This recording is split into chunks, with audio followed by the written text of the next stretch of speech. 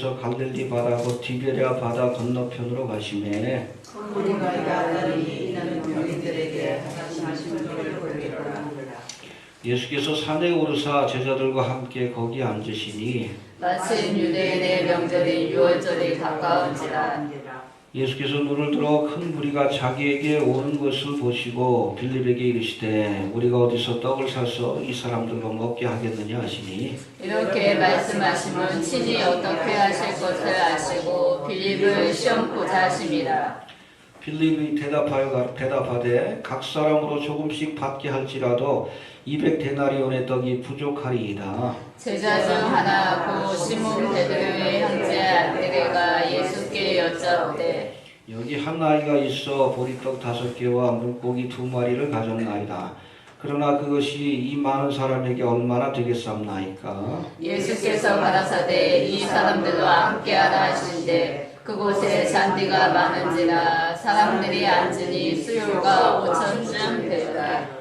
예수께서 떡을 가져 축사하신 후에 앉은 자들에게 나눠주시고 고기도 그렇게 저희의 원대로 주시다. 저희가 배부른 후에 예수께서 제자들에게 이르시되 남은 조각을 거두고 버리는 것이 없게 하라 하시므로 이에 거두니 보리떡 5개로 먹고 남은 조각이 12바구니에 찼더라. 그 사람들이 예수의 행하신 이 표적을 보고 말하되 이는 참으로 세상에 오실 그 선지자라 하더라. 함께 공독합니다. 그러므로 예수께서 저희에게 와서 자기를 억지로 잡아 임금 삼으려는 줄을 아시고 다시 혼자 산으로 떠나가시니라. 아멘. 예, 디베랴 광야에서 굶주린 무리들을 먹이신 이 오병이의 기적은 예수님께서 바로 영육간에 우리의 필요를 채워주시는 생명의 떡이 되심을 보여주는 표적입니다. 할렐루야. 해봅시다. 예수님이 생명의 떡이 되신다. 생명의 떡이 되신다. 주님을 찾아야 합니다. 아멘. 그래야 우리의 기갈한 영혼도 만족할 수 있고 또 우리의 영혼의 양식도 공급받을 수 있는 거예요. 보리떡 5개와 물고기 2마리로 5,000명을 먹이신 이 사건은 사복음서 모두에 등장할 만큼 예수님의 공생의 기간에 행하셨던 기적 가운데 아주 대표적인 표적이라고 할 수 있습니다. 이 복음서마다 이 표적을 소개하는 관점이 다른데 어떤 곳에서는 이 떡을 바친 아이를 중심으로 또 무리들을 중심으로 해서 또 보는 관점이 다릅니다. 근데 이 요한복음에서는 이 오병이의 표적을 통해서 예수님 자신이 하늘에서 내려온 생명의 떡이라는 사실을 우리에게 설명해 주고 있습니다. 할렐루야. 아멘. 육신의 떡이 아니라 생명의 떡인 예수님을 바라봐야 한다는 거예요. 아멘. 이해가 됩니까? 아멘. 생명의 떡이신 예수님의 살과 피를 먹고 마시는 자가 영생을 얻을 것이다라고 우리에게 말씀해 주고 있습니다. 예수를 먹어야 합니다. 아멘. 예수의 살과 피를 먹어야 돼요. 할렐루야. 아멘.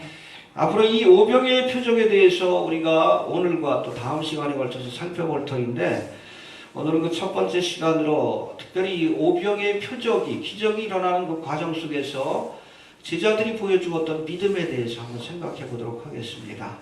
첫 번째, 예수님은 큰 무리가 자기에게 오는 것을 보시자 제자들에게 어떻게 하면 저들을 먹일 수 있겠느냐, 저들을 먹일 방법을 물으셨어요.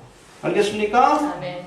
여러분, 예수님이 갈릴리 바다, 곧 디베랴 바다 건너편으로 가셨다는 소식이 들리자 많은 사람들이 예수님을 찾아서 몰려들기 시작했습니다. 그리고 이 무리들에게 하나님의 말씀을 강론하신 예수님은 이제 제자들에게 어디서 떡을 사서 이 사람들로 먹게 하겠느냐라고 물으십니다. 우리 5절 한번 다시 봅시다. 5절 시작. 예수께서 눈을 들어 큰 무리가 자기에게로 오는 것을 보시고 빌립에게 이르시되 우리가 어디서 떡을 사서 이 사람들로 먹게 하겠느냐 하시니 해봅시다.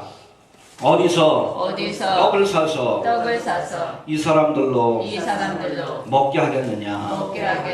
예수님이 이러한 질문을 제자들에게 한 데는 적어도 2가지 목적이 있었다는 것을 우리가 알 수 있습니다. 첫 번째, 6절에 보니까 제자들의 믿음을 시험기 위한 것이다 라고 말씀하고 있습니다. 우리 6절 다시 한번 봅시다. 시작. 이렇게 말씀하시면 친히 어떻게 하실 것을 아시고 빌립을 시험코자 하심이라. 그렇죠. 제자들의 믿음을 시험하기 위해서 이렇게 말씀하시면 친히 어떻게 하실 것을 아시고 마음에 보관이 있어요.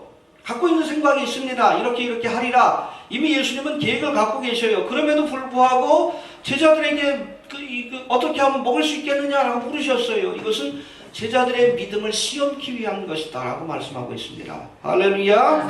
예. 제자들을 시험해 보시려고 일부러 이런 질문을 던지셨다는 겁니다.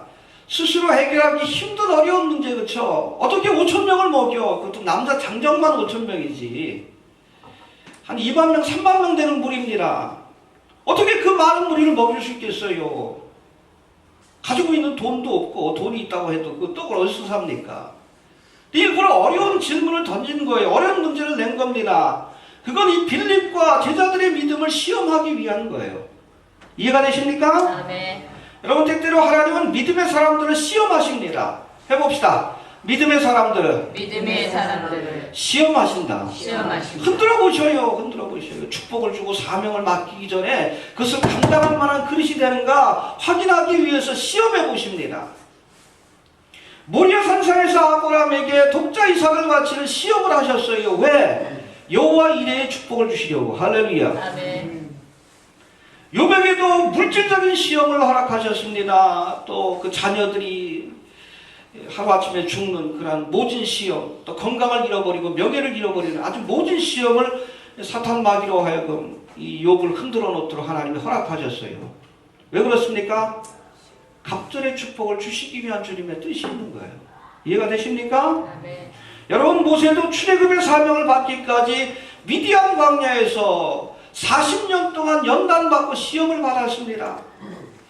이들에게 어려운 시험을 주셨지만 하나님은 시험을 통과한 뒤에는 그들에게 더 큰 은혜와 더 큰 사명을 주셨다는 것을 기억할 필요가 있습니다. 할렐루야. 아멘. 그래서 여러분, 야고보서 1장에 보니까 사도 야고보가 말합니다. 내 형제들아, 너희가 여러 가지 시험을 만나거든 온전히 기쁘게 여기라. 해봅시다. 시험을 만나거든 기쁘게 여기라. 이 일로 인해서 염려하고 근심하고 원망하지 말고 오히려 기쁘게 여기라. 왜 그렇습니까? 이런 믿음의 시련이 우리로 하여금 온전하고 구비하여 조금도 부족함이 없는 인내의 사람이 되게 하기 때문이다라고 말씀하고 있어요. 믿음의 시험을 통해서 우리가 하나님 앞에 온전한 믿음의 사람으로 거듭나게 되는 거예요. 할렐루야. 아멘. 예. 또 1장 12절에 보니까 시험을 참고 이것에 옳다 인정함을 받는 자가 약속하신 생명의 멸류관을 얻으리라. 할렐루야. 아멘. 여러분, 믿음의 시험을 통과한 자에게 생명의 멸류관을 주실 줄로 그렇게 믿습니다. 아멘. 그러니까 결국에는 우리에게 더 큰 은혜와 축복을 주시고 멸류관과 상급을 주시고 또 우리의 믿음을 성숙해 하시려고 시험을 주시는 거예요. 그런 거로 우리가 시험을 만날 때 불평원망하는 것이 아니라 오히려 감사할 수 있어야 한다는 겁니다. 감사할 수 있길 바랍니다. 아멘. 여러분, 우리가 직장생활하는 사람들은 어느 정도 이제 직급이 올라가면 진급시험이라는 것을 치르게 됩니다. 해봅시다. 진급시험을 본다. 왜 봅니까? 그야말로 진급시키기 위한 거예요.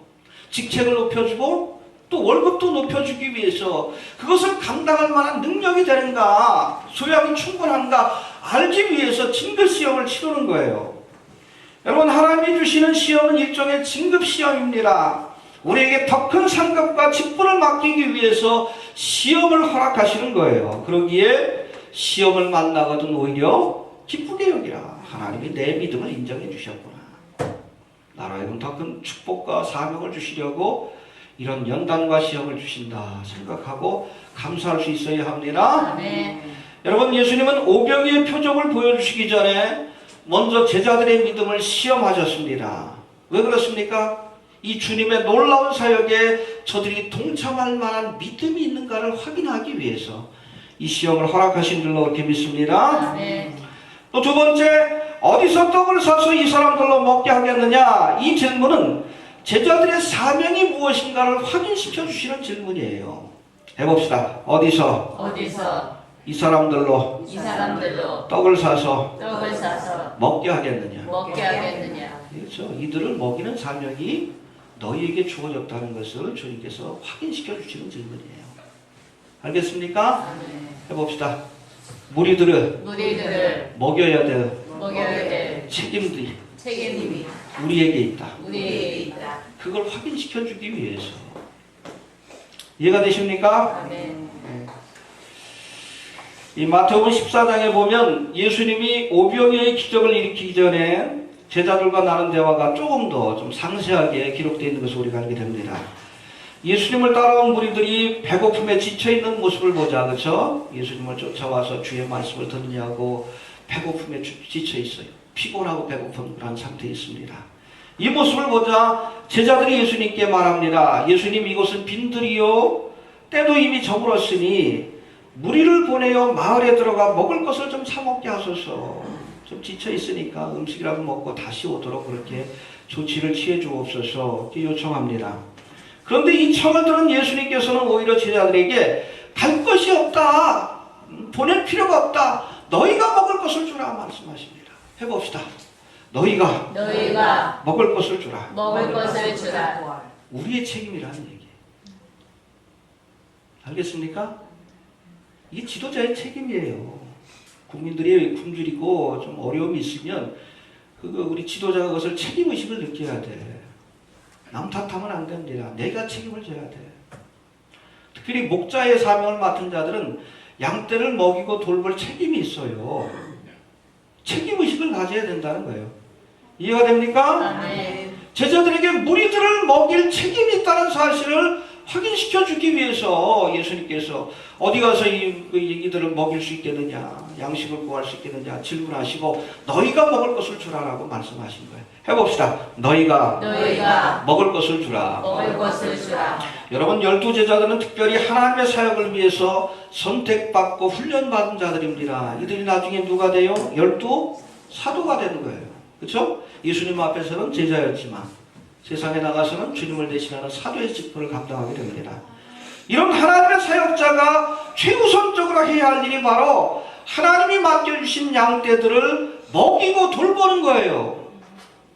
이 책임을 다하지 않는 목자라 그러면 하나님 앞에 책망을 받을 수밖에 없는 겁니다.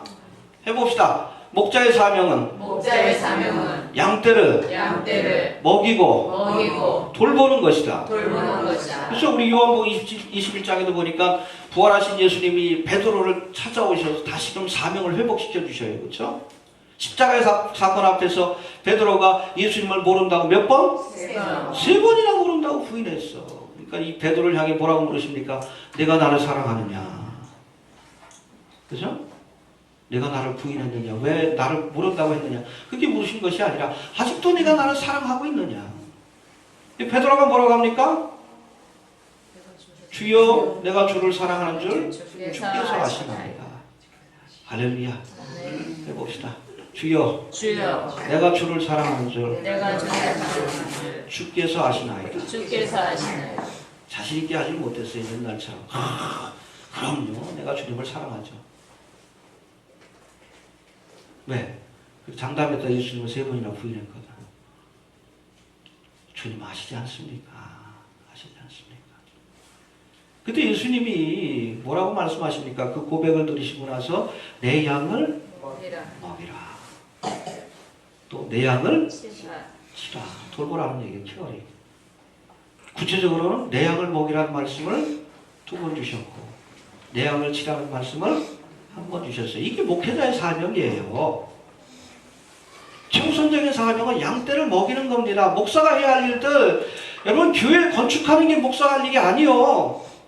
사람들 모으는 것, 이것도 목사가 할 일이 아니에요. 맡기신 양떼들을 잘 먹이고 돌보는 것이 목회자, 하나님의 사역자의 최우선적인 사명입니다. 이 사명을 외면한 자에게 주님의 책망이 있는 거예요.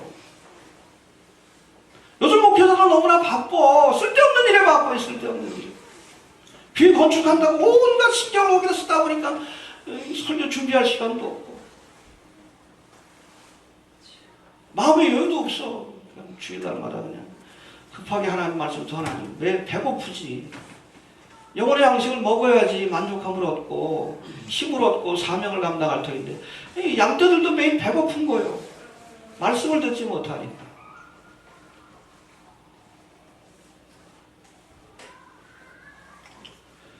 내 양을 먹이라고 말씀하십니다. 네. 너희가 먹을 것을 주라. 같은 의미예요.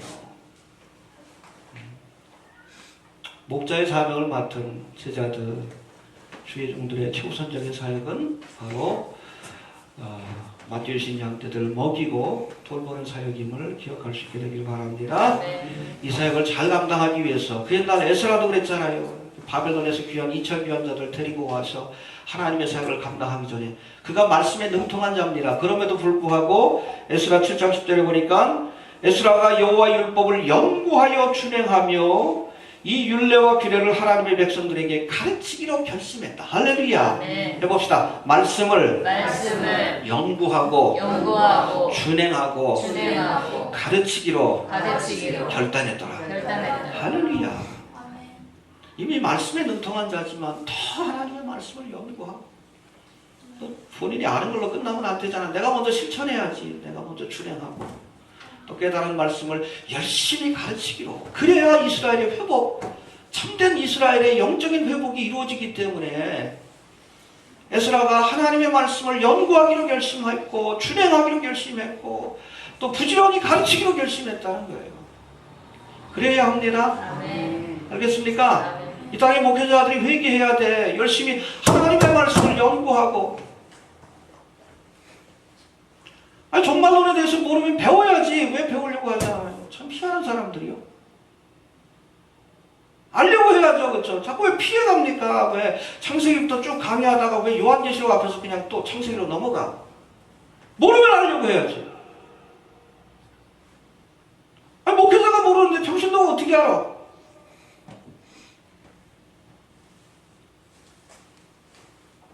종말에 관한 예언들이 지금 실현되고 있는 그런 급박한 시대를 사는데 목사가 모르니까 어떡해.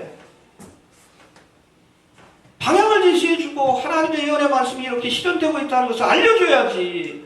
이 성도들 하여금 끼어서 정말 마지막 때를 준비하고 이 장망성 같은 세상이 아니라 하나님의 나라를 소망할 수 있게끔 믿음을 심어줄 것 아니에요. 연구해야지. 연구. 왜 공부 안 해요? 쓸데없이. 건물 짓는 것이 목사가 할 일이요? 한국교회는 여러분 교회 건축 때문에 망했어요. 지금 예전에 건물만 지어놓은 사람들이 몰려들었지. 그런 시절 지났어요. 요즘 무리하게 건축해가지고 교회들 다 빚더미 앉게 하고 교회 건물 넘어가고 이단 교회 넘어가고 이상한 데 넘어가고. 목회자가 맨 거기에만 신경 써. 그 사람 매주일마다 빚독촉이 오는데 은행에서 어떻게 말씀이 들어오고 있어. 마음에 여유가 있어야지 하나님의 말씀을 연구하지. 이 교회 건축 때문에 한국교회가 망한 거예요. 본질을 추구해야죠. 이런 건물 빌려가지고 하면 되잖아요. 그건 뭐 중요하다고. 이해가 되십니까? 하나님의 말씀을 가르치는 것이 중요하지. 복음을 전하고. 비본질적인 것에 그냥 시간을 빼앗기고 마음을 빼앗겨가지고 정작 해야 할 일들을 잃어버려. 무리를 먹이는 것. 너희가 먹을 것을 줘라. 내 양을 먹이라. 목회자의 첫 번째 사명은 양들을 먹이는 거예요. 이거 잊어버리면 안 됩니다.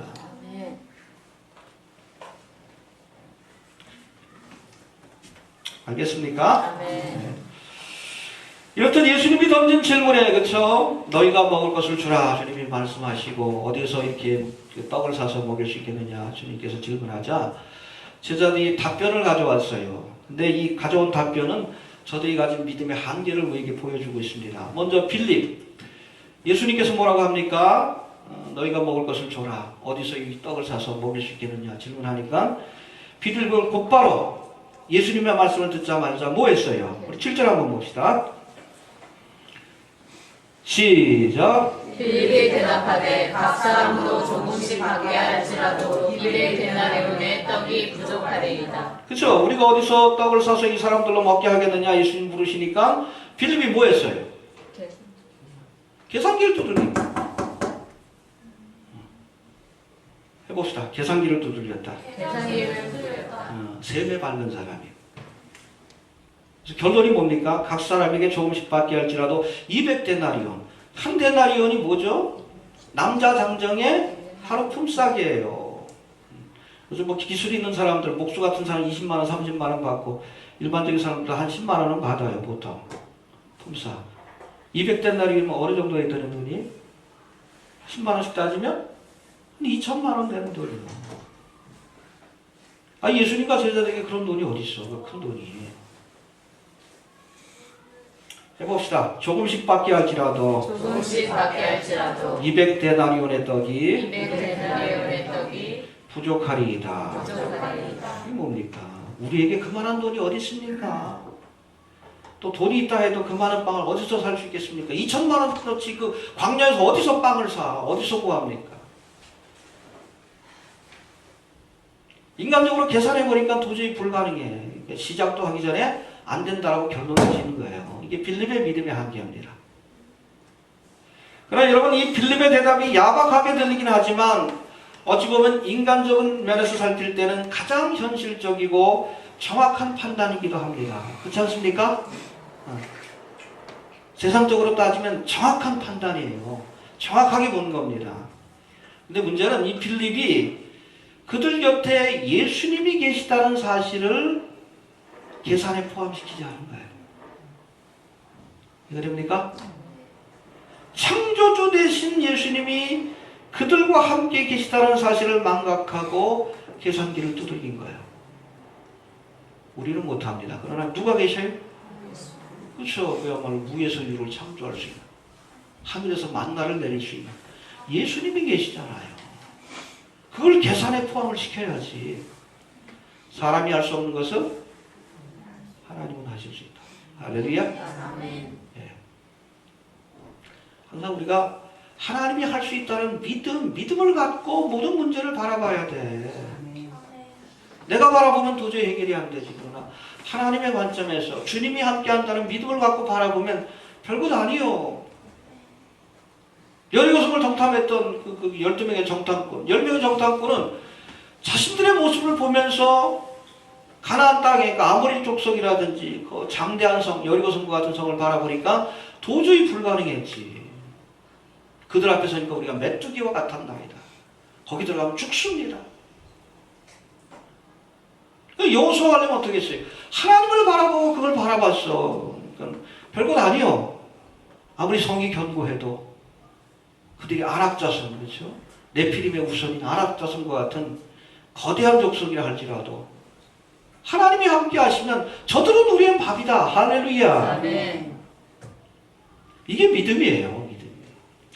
하나님을 포함시켜야 합니다. 아멘. 이해가 됩니까? 아멘. 창조주 되신 예수님이 그들과 함께 계시다는 사실을 망각하고 계산기를 두들겼습니다. 여러분, 이것이 바로 빌립의 한계입니다. 빌립의 한계를 넘어서야 합니다. 아멘.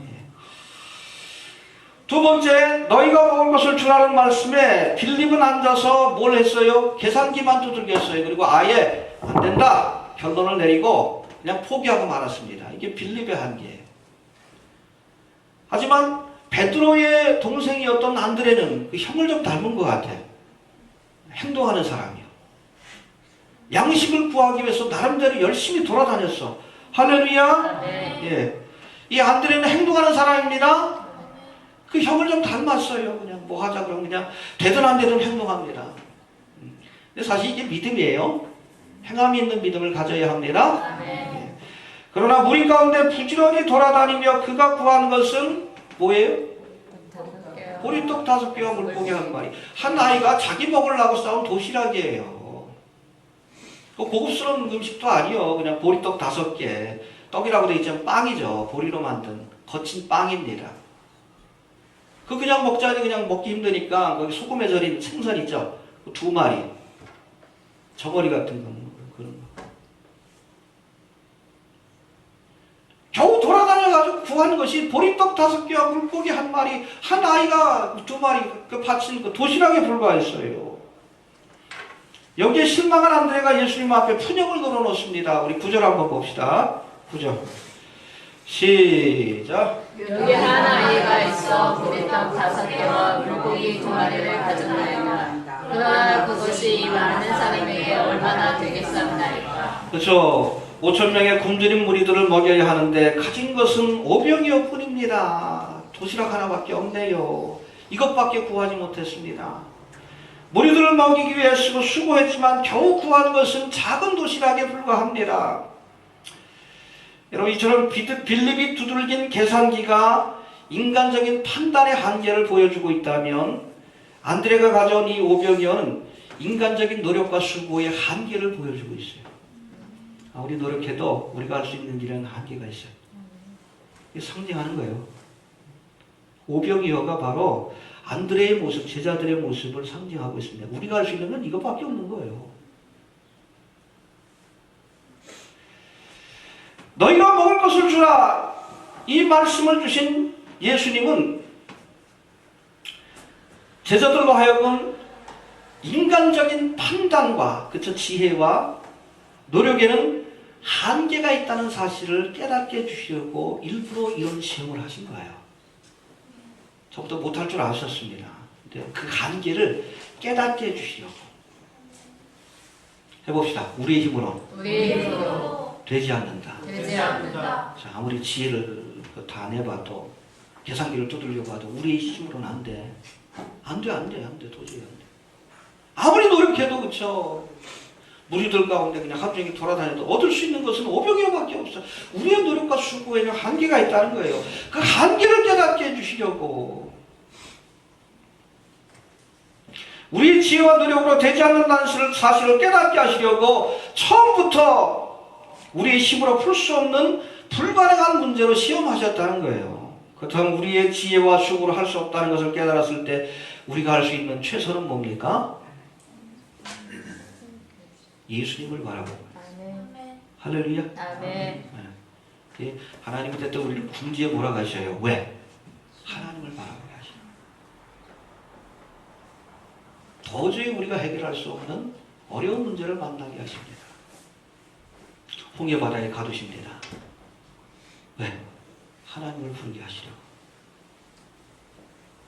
하나님을 부를 때 홍해를 가르는 기적을 보여주시잖아요. 할렐루야. 이게 하나님의 역사하는 방법이에요. 여기 혹시 간판 보셨습니까? 우리 교회 개척할 때 여기 이전할 때 제가 붙여놨는데 내 삶의 한계점? 그곳에 하나님이 계십니다. 한계 상황으로 몰아가셔요. 하나님을 부르게 하시고 예수님을 찾게 만들고. 따라합시다. 문제를 주신 분이 해답도 갖고 계신다. 결론이에요. 예수님이 문제를 주셨어요. 어떻게 하면 이 사람들을 먹일 수 있겠는가? 그걸 해결할 수 있는 해답도 예수님이 갖고 있어요. 우리 은유도 이제 초등학교 들어갔는데 좀 지나면 이제 시험 보잖아요. 시험 문제를 누가 내셔요? 선생님이 내지. 문제를 내지. 문제를 낼 때 선생님은 그 답을 갖고 있어요. 이해가 됩니까? 네. 마찬가지예요. 하나님께서 우리의 삶에 여러 가지 고난을 주고 시험을 주고 문제를 주셨을 때 그것을 해결할 수 있는 답도 주님께서 갖고 계십니다. 도저히 내 힘으로 풀 수 없으면 어떻게 해야 돼? 선생님 찾아가면 들어가요. 도저히 이해가 안 된다고. 풀 수가 없다고. 선생님이 설명해 주시고 해결해 주시는 거예요. 예수님을 찾을 수 있게 되길 바랍니다. 예. 무리를 먹이기 위해 동분서주하던 안드레가 자신의 힘으로는 도저히 이 문제를 해결할 수 없음을 깨닫자 이제 예수님 앞에 나옵니다. 예수님 앞에 나와서 한 아이가 바친 작은 도시락 5병이어를 내밀었어요. 자신의 능력의 한계를 인정한 것이고 이제 예수님 앞에 겸손히 도움을 요청한 겁니다. 할렐루야. 해봅시다. 예수님 앞에 가지고 나오자. 밤이 맞도록 수고하였을 때 얻은 것이 이것밖에 없습니다.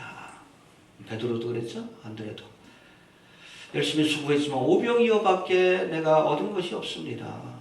이걸 주님의 손에 맡겼어요. 그랬더니 주님의 손에서 5,000명을 먹이고도 12강지가 남나 놀라운 기적의 도구로 변하게 된 줄로 그렇게 믿습니다. 아멘. 주님 앞에 맡기면 해결이 돼요. 이해가 됩니까? 예. 빌립과 안드레에게 주신 어려운 시험은 저들로 하여금 예수님을 찾게 만드시려고 주신 시험입니다. 우리의 삶 속에서도 우리가 해결할 수 없는 어려운 문제와 환난을 만났을 때 왜 이런 시험을 주셨는가? 딴 것 없어요. 환난 날엔 하나님을 찾게 하기 위한 거예요. 원인이 어디에 있든 우리에게 고난이 오고 환난이 오고 어려운 시험이 찾아왔을 때 우리가 찾을 수 있는 해답은 한 가지밖에 없어요. 예수님 앞에, 하나님 앞에 나오는 겁니다. 주님 앞에 나올 수 있게 되길 바랍니다. 여러분, 이 안드레가 가져왔던 보잘것없는 이 도시락 오병이어는 잘 들으세요. 바로 안드레와 제자들의 모습을 상징하고 있습니다. 오병이어가 비록 보잘것없는 도시락에 불과했지만 예수님의 손에 들려질 때 이것이 5,000명을 먹이는 도구가 될 수 있었습니다. 할렐루야. 네. 마찬가지로 이 예수님의 제자들도 별 볼 일 없는 인생들이요. 그냥 보리떡과 같은 인생이요. 이해가 됩니까? 아그람마타 무식하고 배우지 못한 사람들이요. 그러나 저들이 그들의 삶을 예수님의 손에 맡겼을 때 할렐루야. 저들을 통해서 우리 베드로를 통해서 한 번 설교에 3,000명, 5,000명이 회개하고 돌아오는 놀라운 기적적인 역사가 나타났다라고 말씀하고 있습니다. 예수님의 손에 맡기십시오. 우리의 문제를 맡기고 여러분의 삶을 맡기세요. 기적의 도구로 써주실 줄로 그렇게 믿습니다. 비록 보리떡과 같은 보잘것없는 인생이라 할지라도 주님의 손에 맡기면 하나님께서 많은 영혼을 구원하는 기적의 도구로 쓰실 줄로 그렇게 믿습니다. 저도 인터넷 사역을 시작했는데 벌써 3년이 채 안 됐어요. 지금 조회수가 벌써 700만이 넘어갑니다. 가끔 그렇게 얘기를 해요. 사모한테. 건축자의 버린 돌인데 어찌 보면 목회자로서는 실패한 인생인데, 그렇죠? 교인들도 보면 제대로 귀개척해가지고 건축도 못하고. 근데 하나님께서는 이 마지막 때에 요긴하게 써주신다. 할렐루야. 별것 없어요. 그래서 어찌됐든 낮추시든 높이시든 하나님의 손에 맡겼기 때문에 하나님께서 보리떡과 같은 인생이지만 그래도 이 마지막 때에 하나님의 말씀을 증거하는 도구로 써주시는 줄로 그렇게 믿습니다. 그렇잖아요. 하루에 10,000명 이상씩 찾아오는데 그렇지 않습니까? 10,000명 이상에게 설교하는 건데 우리는 보리떡과 같이 부족하고 보잘것없는 인생입니다. 딴 거 없어. 주님의 손에 맡깁시다. 예수님을 찾읍시다. 어려운 문제를 주신 것은 왜 주셨다고요? 예수님을 찾으라고 주신 거예요. 내가 내 지혜로 해결할 수 없고 내 능력으로 해결할 수 없는 어려운 시험을 주신 것은 예수님을 찾게 만드시기 위한 건데요. 주님을 찾으시게 되길 바랍니다. 그리고 우리의 문제를 예수님께 맡기시길 바랍니다. 내 염려를 다 주께 맡겨버리라. 그래서 너희를 건고하실 것이다. 할렐루야. 맡길 때 우리 보리떡과 같은 인생이지만 많은 영혼을 구원하고 살리는 기적의 도구로 써주실 줄로 그렇게 믿습니다. 할렐루야. 두 가지만 잊지 맙시다. 해봅시다. 예수님을 찾고 예수님께 맡기자. 알겠습니까? 주신 말씀 붙들고 기도합니다. 하나님 은혜를 감사합니다. 보리떡과 같이